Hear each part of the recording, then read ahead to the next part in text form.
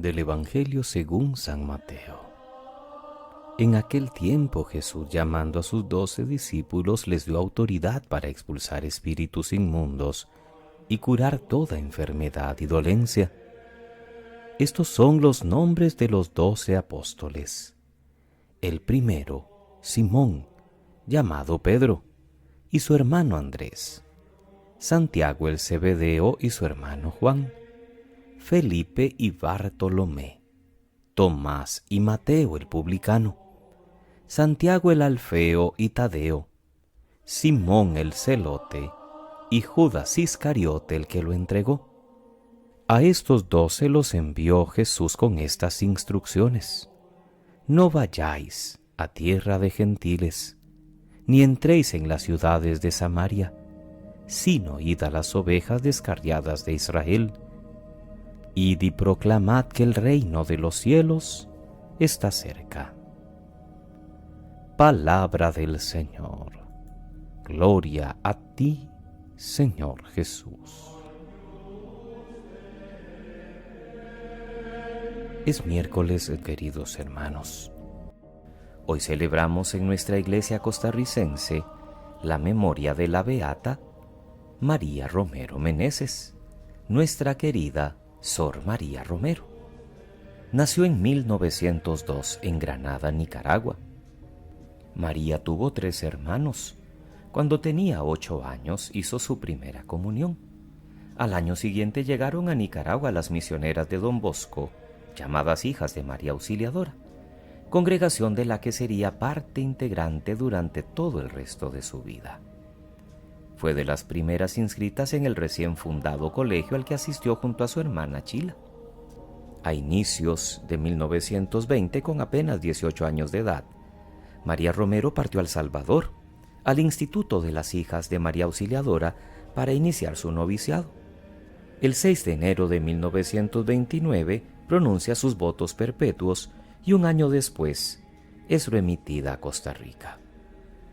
Ya en 1931, la congregación la dedica a servir a los más necesitados y durante 46 años realiza su obra en Costa Rica.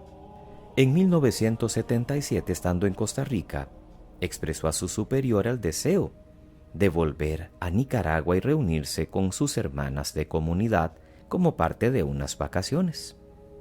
El 2 de julio, Sor María parte hacia su país natal. Su hermana pastora alquila una casa en el balneario de Las Peñitas, en León. El 7 de julio, estando en la casa de veraneo, falleció de un infarto al corazón. El 9 de julio de ese mismo año, sus restos mortales fueron trasladados a Costa Rica y enterrados en el Cementerio General. El 9 de noviembre de 1991 se procedió a la exhumación de su cuerpo y sus restos fueron depositados finalmente en la casa de la Virgen al lado de la capilla, conocido hoy como el mausoleo de Sor María Romero. Su proceso diocesano para la canonización inició en 1988. Fue declarada venerable por el Papa Juan Pablo II el 18 de diciembre del año 2000 y 2 años después, el 14 de abril del 2002, el mismo Juan Pablo II la proclamó beata, siendo la segunda mujer centroamericana elevada a los altares. Nació en Nicaragua, pero su obra social la realizó en Costa Rica. Por eso es una beata que podríamos decir comparte esa doble nacionalidad nicaragüense y costarricense. Siempre en el libro del Génesis, ahora en el capítulo 41, leemos: dentro del ciclo del patriarca Jacob, durante varios días, la hermosa historia de José. Ciertamente hemos saltado varios capítulos del Génesis, por ejemplo la narración de cómo sus hermanos, por la envidia que sentían hacia José, el predilecto de Jacob, le vendieron a unos comerciantes que iban a Egipto. Todo el proceso de esclavitud, su estadía en la cárcel, hasta que por un don de Dios de interpretar los sueños del faraón, llegó a escalar posiciones muy altas en la corte, siendo nombrado primer ministro y administrador del reino. Esa página la leemos el viernes de la segunda semana de Cuaresma, porque a José se le ve como figura de Cristo también vendido por los suyos. Aquí empalma la lectura de hoy. La sabia previsión de José le hace persona importante en el momento de sequía que azota a Egipto y a los países limítrofes, incluido el de Canaán. Por eso vienen sus hermanos a comprar víveres para sus familias. Pero José no se da a conocer de inmediato y los pone a prueba, pidiéndoles que le traigan al menor hermano, a Benjamín, a quien quiere de modo especial porque los dos son hijos de la misma madre, Raquel. ¡Qué sorpresas da la vida! Uno de los motivos de los celos de los hermanos contra José había sido que él ingenuamente les había contado un sueño en que los veía arrodillados a sus pies.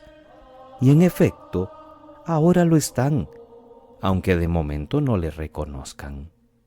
Esta historia es una invitación a creer en la providencia de Dios, que tantas veces escribe recto en líneas torcidas por los fallos de los hombres.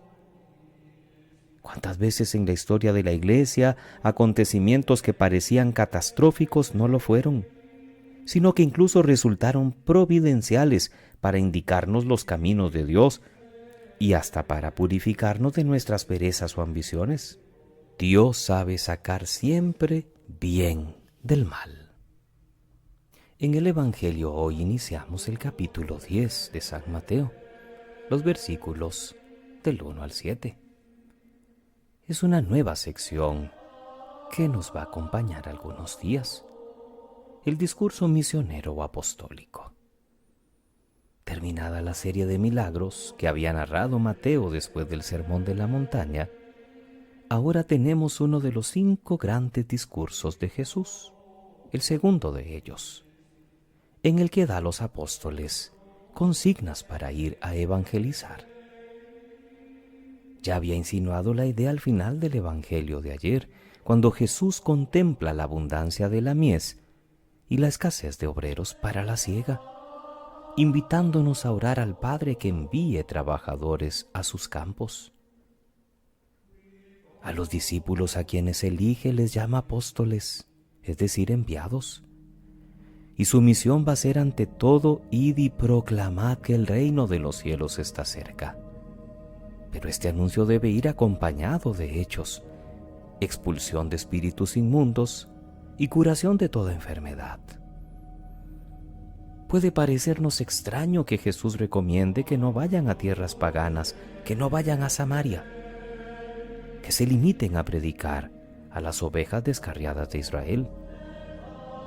Pero recordemos que el pueblo judío es el heredero de la promesa, y antes de hacerse universal, la salvación se ha de ofrecer a Israel. Al final les dará, según Mateo, la orden: id y haced discípulos de todas las naciones. La buena noticia de Dios, de la salvación y la vida que nos ofrece, debe ser anunciada a toda la humanidad, queridos hermanos. Cada generación es nueva y cada generación necesita ser evangelizada. Por eso sigue en pie el encargo de Jesús. Es cierto que a algunos se nos encomienda de un modo más intenso y oficial, a los obispos de la comunidad eclesial, que son los sucesores de los apóstoles, a los colaboradores más cercanos, que somos los presbíteros y los diáconos, que para ello hemos recibido una gracia especial como el orden. Pero es toda la comunidad cristiana la que debe anunciar la salvación de Dios y dar testimonio de ella con palabras y con obras. En el ámbito de la familia, del trabajo, del estudio, de la política, de los medios de comunicación, de la sociedad en general, en tierras de misión y en países cristianos. Es lo mejor que un cristiano puede hacer: dar testimonio del amor y la cercanía de Dios a su comunidad, curar las dolencias, expulsar los demonios de nuestra sociedad, ayudar a que todos puedan vivir su existencia con esperanza y sentido. No todos somos sucesores de los apóstoles, pero todos somos seguidores de Jesús. Y cada uno en su ambiente debe continuar la misión que Él vino a cumplir, porque todos formamos la Iglesia apostólica y misionera. Que pasen muy feliz miércoles, queridos hermanos. Que Dios les bendiga.